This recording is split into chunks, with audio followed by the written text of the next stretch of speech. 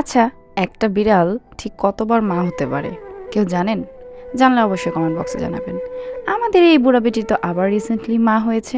Hello, আসসালামু আলাইকুম সবাইকে ওয়েলকাম জানাচ্ছি আমার নতুন একটি ব্লগ দেখার জন্য। ফজরের নামাজের পর প্রচণ্ড রকমের বৃষ্টি হয়েছে, আর সকালে ঘুম থেকে উঠে দেখি বাহিরে ঝলমলে রোদ। কেউ বলবে রাতে বৃষ্টি হয়েছিল। যাই হোক, এইদিকে ইরবাজ ঘুমাচ্ছিল এখনো, যেহেতু অনেক রাতে ঘুমাইছে, তো ওকে ডাক দেই নাই। এইদিকে যারা ভাবেন আমি তো বাসায় সারাদিন কোনো কাজই করি না, সারাদিন শুধু ফানি ভিডিও করি, রিলস বানাই, তাদের উদ্দেশ্যে আজকের ভিডিওটা বলতে পারেন। আমি বাসায় যে কত কাজ করি সেটার একটু প্রুফ ছোটোখাটো দিলাম আর কি। প্রতিদিন আমি রান্নাটা না করলেও রান্নাঘরটা একটু টুকটাক করে গুছাই, মুছামুছি যে কাজগুলো থাকে সেগুলো করে ফেলি। সকাল সকাল এই কাজটা আমি সবসময়ই করি। আর ইরবাজের স্কুল খোলা থাকলে তখন আর এভাবে করা হয় না, ওটা দুপুর টাইমের পরে করা হয় যখন আম্মু রান্নাবান্না শেষ করে। এখন যেহেতু ইরবাজের স্কুল নেই, আমি যেহেতু বাসায় থাকি, আর সকালবেলা তো রান্নাবান্না খুব বেশি একটা থাকে না, ইরবাজের নাস্তাটা রেডি করে আমি রান্নাঘরটা গুছিয়ে ফেলি, যেখানে যেটা ময়লা থাকে। রান্নাটা যেহেতু আমি একেবারেই পারি না, সেটা আমার শ্বশুরবাড়িতেও আমার করা হয়নি, আমার শাশুড়ি রান্না করতো, আর এখানেও আম্মুই রান্না করে, যার কারণে দেখা যায় রান্নাঘরে যে টুকটাক কাজগুলো থাকে সেগুলোই আমি করি, আর এটা আমার করতে ভালো লাগে। আর ঘর গোছানোর যে ব্যাপারটা সেটাও আমার মোটামুটি ভালোই লাগে, আমি ঘর গোছাতেও পছন্দ করি, এটা আমার ছোট বোনও করে। যাই হোক, আমি এখানে হাঁড়ি পাতিল ধুচ্ছি। দেখেন, আপনাদের যে ফানি ভিডিও বানাই সে আপা এখন হাঁড়ি পাতিলও ধুচ্ছে। রান্নাঘর পরিষ্কার করে এসে কি শেষ? না না না, এরপর আলমারি গোছানোর পালা। বেশ অনেক দিন ধরে এই আলমারিটা এত মেসি হয়েছিল, এত বেশি কাপড় চোপড় হয়ে গেছিলো, ভাবলাম আজকে একটু গুছাই। কারণ এক আলমারিতেই দেখা গেছে বেডশিটগুলো থেকে শুরু করে আমার কাপড় চোপড়, ইরবাজের কাপড় চোপড় সব হিবিজিবি হয়ে গেছিলো।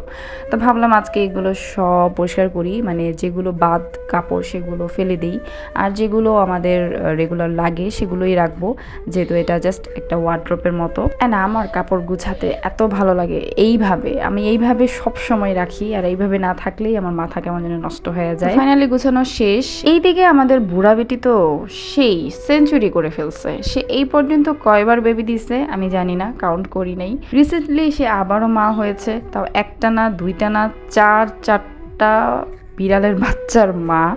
তো হ্যাঁ, এখানে তিনটা। আপনারা অবশ্যই এটা বলতে পারেন যে চারটা বললাম, তিনটা কেন দেখাচ্ছি।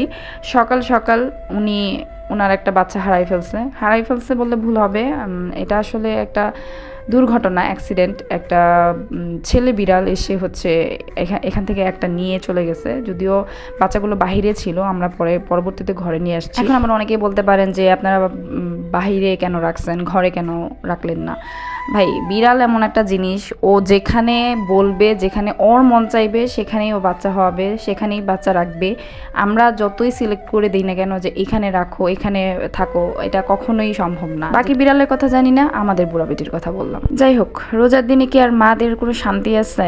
মারা রোজা রাখলেই কি, বাচ্চারে তো আর খাওয়াইতেই হবে। তো ভাত নিয়ে এইদিকে তাকে খুব জোরাজোরি করতেছিলাম। ইরবাজ অসুস্থ ছিল, অনেকদিন জ্বর ছিল ওর। জ্বর ঠান্ডাটা ভালো হওয়ার পর থেকে ওর ক্ষুধা একদম নষ্ট হয়ে গেছে, মানে খেতেই চায় না বলতে গেলে, ভাত প্রতিদিন নষ্ট করতেছে, আর জোর করে তো খাওয়ানোই যায় না তাকে। সে দূর থেকে বসে বসে বলতেছে আর খাবো না, আর খাবো না। মানে এই হয়েছে আমার একটা জ্বালা, তাকে প্রতিদিন খাওয়ানো নিয়ে যুদ্ধ করতে হয়। কার কার এরকম করতে হয় অবশ্যই কমেন্ট বক্সে জানাবেন, কার কার আমার মতো এরকম দুষ্ট বাচ্চা আছে। তো এরপর ইরবাজকে যতটুকু পারলাম খাওয়াই নিলাম। আর সন্ধ্যার দিকে আমাদের আজকের ইফতারি ছিল মোগলাই পরোটা, আর মোগলাই পরোটার সাথে বেগুনি আলুর চপ, যেটা আমার লাগবেই মাস্ট। আর মোগলাই পরোটা আম্মু বানিয়েছিল, আর এটা অনেক মজার হয়। আমি নিজেও পারি মোগলাই পরোটাটা, এটা আমার ভাইয়ের খুব পছন্দের। ওই যে বললাম, এক এক দিন এক একজনের পছন্দের খাবার ইফতারিতে রাখে। তো আজকের ভিডিওটা সবার কেমন লাগলো অবশ্যই কমেন্ট বক্সে জানাবেন। এরপর এক কাপ চা খেতে খেতে বিদায় নিয়ে নিচ্ছি। সবাই ভালো থাকবেন, সুস্থ থাকবেন, দেখা হবে নেক্সট অন্য কোনো ব্লগে। আল্লাহ হাফেজ।